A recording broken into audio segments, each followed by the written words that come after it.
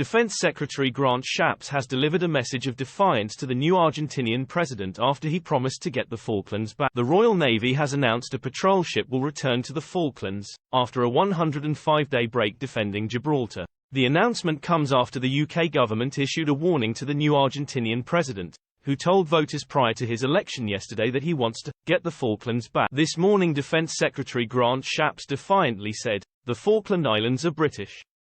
That is non-negotiable and undeniable." Mr. Shapps reminded the Argentine government that 99.9% of islanders voted to remain British in a 2013 referendum, with only 3 residents voting against the proposal to retain their status as a UK overseas territory. Mr. Shapps affixed a Royal Navy press release to his warning shot, which confirmed last night that the Royal Navy patrol ship HMS Forth is returning to the islands after a 9-month break. Forth, a Batch 2 River-class offshore patrol vessel, had been overseeing the islands since 2020, before being redirected to defend Gibraltar earlier this year. The Royal Navy says its mission will be focused on providing reassurance to and support for the island community.